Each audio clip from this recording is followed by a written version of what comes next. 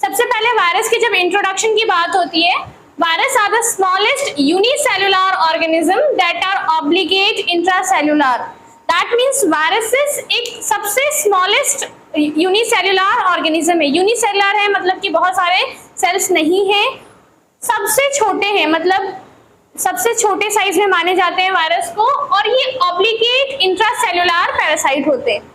Obligate का मतलब होता है क्या? डेफिनेट। इंट्रासेल्युलर का मतलब होता है inside the cell. Virus are the most primitive microorganism infecting man. सबसे मोस्ट ऑफ द जो डिजीजेस हैं उसका कॉमन रीजन क्या होता है? वायरस होते हैं। हालांकि there are other reasons also like bacteria also causes infection, fungus also causes infection, लेकिन वायरस मोस्ट कॉमन रीजन है इन्फेक्शन कॉज करने के लिए इन मैन। नेक्स्ट हम बात कर रहे हैं किसकी? कैरेक्टर्स ऑफ वायरसेस की। तो वायरस का सबसे पहला और one of the most important character होता है that they possess either DNA और आरएनए। डीएनए का मतलब है डीऑक्सी राइबोन्यूक्लिक एसिड और आरएनए का मतलब है राइबोन्यूक्लिक एसिड। अब जब हम एक प्रॉपर सेलुलर ऑर्गेनाइजेशन की बात करते हैं तो एक सेल में, चाहे वो प्रोकैरियोट हो या यूकैरियोट हो, उसके पास डीएनए और आरएनए दोनों जेनेटिक मटेरियल होना है। लेकिन जब हम वायरस की बात कर रहे हैं तो उसके पास या तो डीएनए होगा या फिर आरएनए होगा, कभी भी दोनों जेनेटिक मटेरियल एक साथ नहीं होंगे। तो बिकॉज ऑफ दिस रीजन हम ये क्या क्या कह सकते हैं? Virus do not have proper cellular organisation, क्योंकि डीएनए और आरएनए दोनों नहीं है, सिर्फ एक ही एंटिटी है। तो ये एक मोस्ट कॉमन रीजन है ये जस्टिफाई करने का कि ये प्रॉपर सेलुलर ऑर्गेनाइजेशन नहीं होती। They do not have cell wall और सेल मेम्ब्रेन। वायरस के पास अपना सेल वॉल या सेल मेम्ब्रेन नहीं होता है। सेलुलर ऑर्गेनेल्स नहीं होते, जैसे कि मोस्ट इंपॉर्टेंट है ribosome which is a protein factory, वो वायरस के पास नहीं होता। माइटोकॉन्ड्रिया नहीं होता, ठीक है, गोल्गी एपरेटस नहीं होता। नेसेसरी एंजाइम्स जो प्रोटीन सिंथेसिस और न्यूक्लिक एसिड सिंथेसिस के लिए इंपॉर्टेंट है वो वायरस के पास नहीं होते। दैट मीन्स कि एक सेल को जस्टिफाई करने के लिए जो भी चीजें हमें चाहिए थी वो नहीं है। ना तो वायरस प्रोकैरियोट है, ना वायरस यूकैरियोट है, ना ही उसके अंदर इंपॉर्टेंट एंजाइम्स हैं for protein and nucleic acid synthesis, ना सेल मेम्ब्रेन है, ना सेल वॉल है, ना पूरी सेलुलर ऑर्गेनाइजेशन है। इसीलिए हम कहते हैं कि वायरस जब होस्ट के बाहर होता है तो वो इनएक्टिवेटेड फॉर्म में पाया जाता है। जैसे ही कोई वायरस होस्ट के कांटेक्ट में आता है तो वायरस क्या हो जाता है?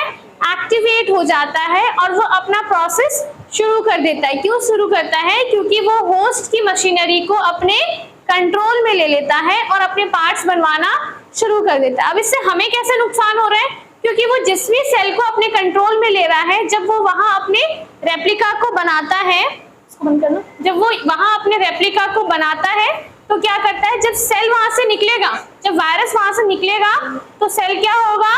बर्स्ट हो जाएगा, सेल्यूलर डैमेज हो जाएगा। तो वायरस जब सेल के अंदर है तो वहां पे वो अपने रेप्लिका बनाता है, फिर वो एक सेल को डैमेज करके वहां से बाहर निकलता है और अदर टारगेट्स को ढूंढता है। ठीक है, यहाँ तक बात समझ में आ गई? क्लियर है? अब बात करते हैं हम किसकी? मॉर्फोलॉजी की। तो मॉर्फोलॉजी में वायरस को हम क्या, वायरस पार्टिकल जो एक कंप्लीट वायरस होता है उसको हम क्या कहते हैं? विरॉन कहते हैं। ठीक है, जो कंटेन करता है डीएनए या फिर आरएनए। अब ये जो डीएनए या आरएनए है, this is your nucleic acid. ये जो डीएनए या आरएनए है, दिस डीएनए और RNA is covered with a protein coat which is known as capsid. ठीक है, क्योंकि जेनेटिक मटेरियल अगर फ्रीली एनवायरनमेंट में रहेगा तो देयर आर चांसेस कि केमिकली डैमेज हो सकता है, फिजिकली डैमेज हो सकता है। वायरस का सबसे इंपॉर्टेंट पार्ट क्या है उसका? डीएनए या आरएनए। ठीक है, क्या इंपॉर्टेंट है? डीएनए या आरएनए। तो उसकी प्रोटेक्शन के लिए हमारे पास क्या है? कैप्सिड है। अब डीएनए और कैप्सिड या आरएनए, डीएनए और आरएनए और कैप्सिड ये दोनों कंबाइन करके एक टर्म हम कहते हैं विच इज न्यूक्लियो कैप्सिड। जब न्यूक्लियो कैप्सिड बोल रहे हैं दैट मीन्स कि हम वायरस का जेनेटिक मटेरियल न्यूक्लिक एसिड और इस प्रोटीन कोड दोनों की बात कर रहे हैं। ठीक है, देन हमारे पास इस प्रोटीन कोड के बाहर एक एनवेलप होती है, आउटर एनवेलप होती है। अब यहाँ याद रखना है, इट इज नॉट नेसेसरी कि हर सेल के पास, हर वायरस के पास एनवेलप हो। देयर आर चांसेस कुछ सेल के पास नहीं होंगे, कुछ सेल के पास होंगे, पर उससे सर्वाइवल पे जैसे बैक्टीरिया में कैप्सूल होता है, हो सकता है किसी के पास हो सकता है किसी के पास नहीं हो, जिसके पास है वो एक एडिशनल कैरेक्टर है ना। सेम वे हो सकता है कुछ वायरसेस एनवेलप कंटेन करें, देयर आर चांसेस कि कुछ वायरसेस एनवेलप कंटेन नहीं करेंगे, सबकी अपनी अपनी मॉर्फोलॉजी होती है। बात समझ में आ गई? Now coming to nucleic acid, virus have only one type of nucleic acid जो अभी हमने डिस्कस किया, विच विल बी डीएनए और आरएनए। अब ये जो वायरस है उसको according to the nucleic acid हमने डिफरेंशिएट कर दिया है वायरस को। हमने वायरस को दो कैटेगरी में बांटा है, डीएनए वायरसेस और आरएनए वायरसेस। किस बेसिस पे कि जेनेटिक मटेरियल आपका डीएनए है या फिर आरएनए है। द न्यूक्लिक एसिड में भी सिंगल और डबल स्टैंडर्ड, न्यूक्लिक एसिड आपका सिंगल स्टैंडर्ड भी हो सकता है। अब जैसे कि डीएनए है, for example this is DNA, right, तो ये हमारा जनरल स्ट्रक्चर होता है डीएनए का। यहाँ पे दो स्ट्रैंड है तो ये क्या हो गया, डबल स्टैंडर्ड हो गया, है ना। हो सकता है कोई डीएनए हो कि जिसके पास सिर्फ एक ही स्ट्रैंड हो, जो रेयर कंडीशन में होता है, लेकिन आरएनए ज्यादातर क्या होता है, सिंगल स्टैंडर्ड होता है। देयर आर सम चांसेस कि आरएनए डबल स्टैंडर्ड हो, ठीक है। तो न्यूक्लिक एसिड जो वायरस के पास है वो सिंगल और डबल दोनों में से कोई भी स्टैंडर्ड हो सकता है। ये कंप्लीटली वायरस की मॉर्फोलॉजी पे डिपेंड करता है। जैसे बैक्टीरिया की अपनी एक मॉर्फोलॉजी है, ह्यूमन की अपनी एक मॉर्फोलॉजी है, वैसे ही वायरस की अपनी एक मॉर्फोलॉजी है। एचआईवी वायरस की मॉर्फोलॉजी अलग है, पोलियो वायरस की मॉर्फोलॉजी अलग है, रूबेला वायरस की मॉर्फोलॉजी अलग है, हेपेटाइटिस के वायरसेस की मॉर्फोलॉजी अलग है। तो सबका अपना अपना एंटीजेनिक स्ट्रक्चर भी होता है। अब ये जो आपका फॉर्म है, ये आपका जो आपका जेनेटिक मटेरियल है, न्यूक्लिक एसिड है, ये सर्कुलर भी हो सकता है और लीनियर भी हो सकता है। हो सकता है जैसे अभी लीनियर ड्रॉ किया था, लीनियर हो सकता है वो सर्कुलर फॉर्म में प्रेजेंट हो सकता है वो सेगमेंटेड हो, मतलब टुकड़ों में प्रेजेंट हो, ठीक है। देयर आर मल्टीपल फॉर्म्स जैसे हमारा डीएनए पाया जा सकता है। ज्यादातर डीएनए वायरसेस जो होते हैं वो कैसे होते हैं, डबल स्टैंडर्ड, क्योंकि डीएनए का कैरेक्टर है कि वो डबल स्टैंडर्ड होते हैं mostly, but there is a exception जिसमें हमारा जो पार्वो वायरस है विच इज सिंगल स्टैंडर्ड। जब आरएनए की बात कर रहे हैं तो ज्यादातर आरएनए वायरस क्या होता है, सिंगल स्टैंडर्ड, एस लिखा है that means single standard RNA, DS लिखा है दैट मींस आरएनए, ठीक है। लेकिन there is again exception, micro में या बायो में एक्सेप्शंस हमें याद रखने पड़ते हैं, ठीक है। तो एक्सेप्शन क्या है, रियो वायरस मतलब रोटा वायरस जो पोजेस करता है डबल स्टैंडर्ड आरएनए, और retro virus which also copies which possesses two copies of single standard RNA. So these are exception, otherwise rest of the remaining viruses जो DNA है वो double standard है और जो आरएनए है वो सिंगल स्टैंडर्ड वायरसेस होते हैं। तो ये है आपका न्यूक्लिक एसिड किस तरीके से प्रेजेंट हो सकता है हमारे वायरस के अंदर, ठीक है। तो हमें इस कंक्लूजन क्या है हमारा कि न्यूक्लिक एसिड होगा विच कुड बी डीएनए और RNA, DNA could be double standard और single standard, RNA could also be double standard और single standard, but it could be linear, segmented, circular, ठीक है। अब हमें एक्सेप्शंस याद रखने हैं कि एक्सेप्शन किसके क्या है, ठीक है। Now coming to next, capsid. हमने प्रीवियस स्लाइड में डिस्कस किया था कि न्यूक्लिक एसिड जो है वो एक प्रोटीन कोड से कवर्ड होता है जिसको हमने नाम क्या दिया है, capsid. Capsid is composed of number of repeated protein सब यूनिट। जो कैप्सिड है उसको छोटे छोटे ऐसे सब यूनिट से मिलके बना हुआ होता है, ठीक है। These subunits are known as capsomeres. क्या कहते हैं इनको, कैप्सोमर्स कहते हैं। अब कैप्सिड का जो कैप्सोमर्स से मिलके बना हुआ है which is polypeptide, that means बहुत सारे प्रोटीन से जुड़ के बना है। Capsid is protein in nature, ठीक है। उसका क्या काम है, सबसे पहला काम है कि ये प्रोटेक्ट करता है हमारे न्यूक्लियस को from the external environment. Nucleus enzyme environment में प्रेजेंट है, न्यूक्लियस न्यूक्लिक एसिड को डैमेज कर सकता है। तो सबसे इंपॉर्टेंट काम क्या है, न्यूक्लिक एसिड को प्रोटेक्ट करना इन बिहाफ ऑफ वायरस। वायरस के बिहाफ में तो उसका जेनेटिक मटेरियल जब तक रहेगा वो तभी तक सरवाइव करेगा ना, ठीक है। इन नॉन एनवेलप्ड वायरस, जैसे मैंने कहा कि वायरस कुछ ऐसे होंगे जो एनवेलप्ड होंगे, कुछ ऐसे होंगे जो एनवेलप्ड नहीं होंगे। तो जो नॉन एनवेलप्ड वायरस होते हैं वो इनिशिएट करते हैं first step of viral replication by attaching to specific receptors on the host cells। thus facilitating the entry of virus. That means कि जो वायरस एनवेलप्ड है उनका एनवेलप जाके होस्ट सेल के सरफेस पे अटैच होगा, और अगर कोई वायरस है जिसके पास एनवेलप नहीं है तो उसका तो कैप्सिड ही जाके सरफेस पे अटैच होगा। यानी कैप्सिड के पास वो रिसेप्टर होने चाहिए जो जाके टारगेट सेल के साथ कंबाइन हो जाए ताकि वायरस सेल के अंदर एंट्री ले पाए। तो ये भी एक काम होता है कैप्सिड का in particularly non envelope virus. बात समझ में आई?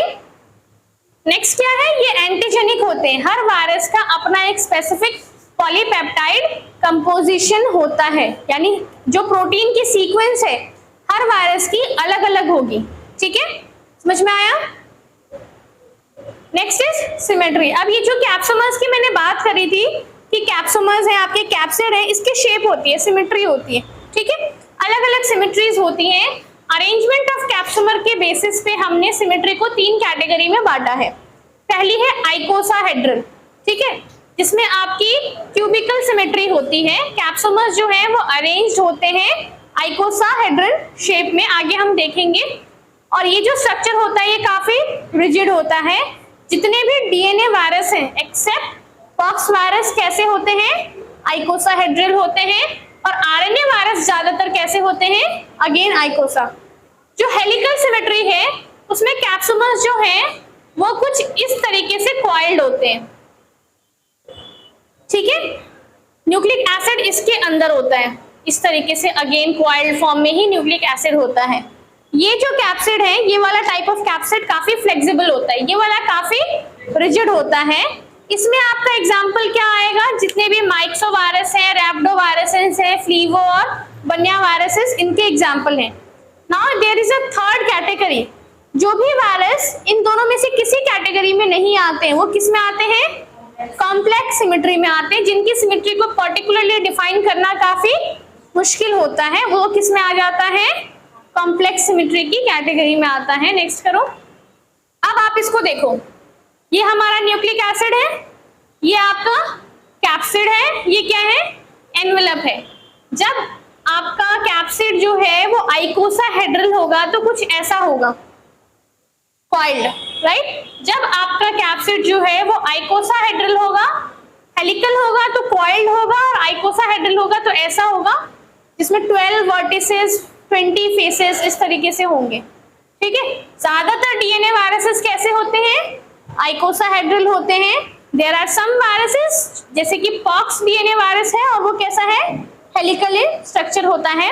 मोस्ट कॉमन है, आपने टोबैको मोज़ाइक वायरस देखा हुआ है। टोबैको मोज़ाइक वायरस का जो कैप्सिड होता है वो कैसा होता है, हेलिकल होता है, ऐसा कॉइल्ड होता है। ठीक है, क्लियर है। अभी आप कोविड वायरस देखते हो, कोविड का देखते हो ना, ऐसे राउंड स्ट्रक्चर होता है, तो उसका जो कैप्सोमर है, जो कैप्सिड है, वो कैसा है, आइकोसाहेड्रल है। समझ में आया? Now coming to envelope. Certain virus possesses an envelope surrounding the nucleocapsid. मैंने कहा कि जरूरी नहीं है हर वायरस के पास एनवेलप हो। देयर आर सम वायरसेस जिनके पास एनवेलप होंगे, देयर आर सम जिनके पास नहीं होंगे। अब सवाल ये कि एनवेलप का नेचर कैसा है।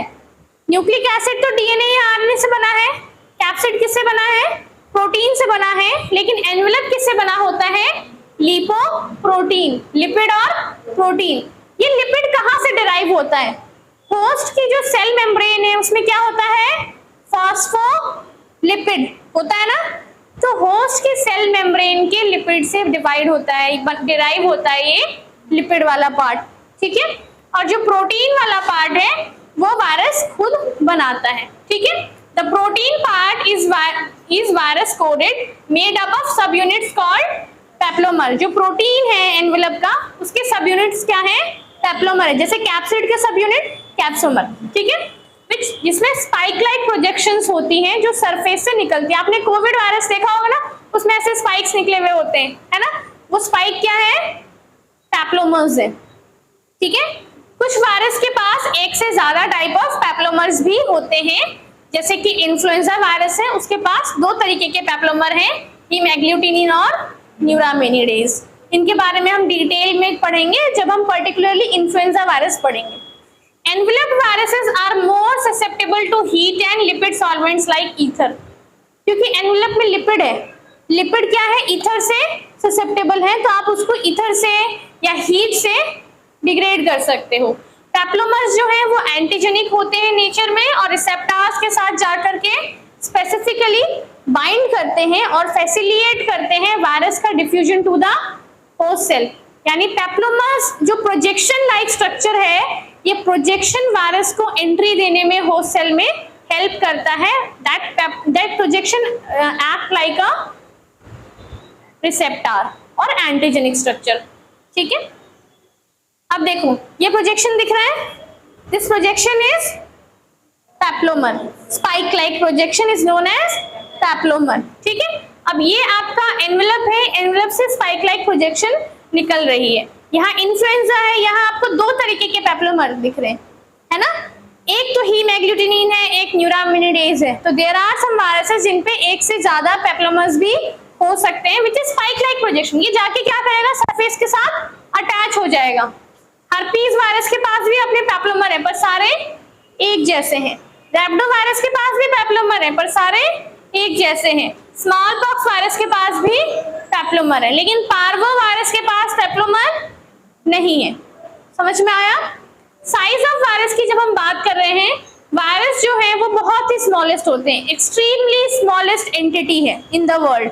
ठीक है, जिसका साइज वेरी करता है फ्रॉम 20 नैनोमीटर टू 400 नैनोमीटर, और smallest virus which is parvo virus जिसका साइज है 20 नैनोमीटर, और लार्जेस्ट है विच इज पॉक्स वायरस जिसका साइज है 400 नैनोमीटर। ये एमसीक्यू में आ सकता है, किसी भी एमसीक्यू एग्जाम में बैठोगे वहां पूछा जाएगा कि सबसे स्मॉलेस्ट वायरस कौन सा है, सबसे लार्जेस्ट वायरस कौन सा है, या साइज क्या रेंज करता है वायरस का।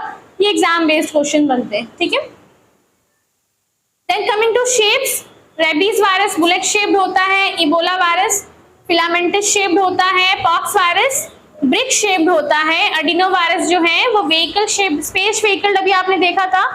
Then rota virus wheel shaped होता है, और tobacco Mosaic virus rod shaped होता है। दैट मींस वायरस के बहुत सारे शेप्स हो सकते हैं। ये सिमेट्री की बात नहीं हो रही है, ये कैप्सिड की बात नहीं हो रही है। कैप्सिड के बाहर जो एनवेलप है वो डिसाइड कर रहा है कि वायरस कैसा दिख रहा है आपको। ठीक है, जो कैप्सिड है वो तो तीन ही होंगे, हेलिकल, आइकोसाहेड्रल और कॉम्प्लेक्स। देन है nomenclature.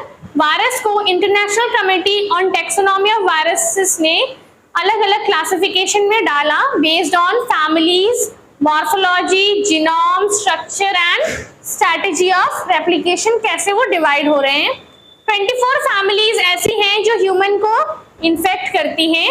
Most of the family जो है वो अदर फर्दर जेनेरा में क्लासिफाई की जाती है, जिसको हम सफिक्स लास्ट में क्या दे देते हैं, वायरस। ठीक है, बेस्ड ऑन फिजियोकेमिकल और सेरोलॉजिकल डिफरेंसेस, जैसे कि hepatitis A, B, C, D, E, तो इनमें कुछ स्ट्रक्चरल डिफरेंस है, उसकी बेसिस पे हमने उन्हें 5 कैटेगरी में बांट दिया।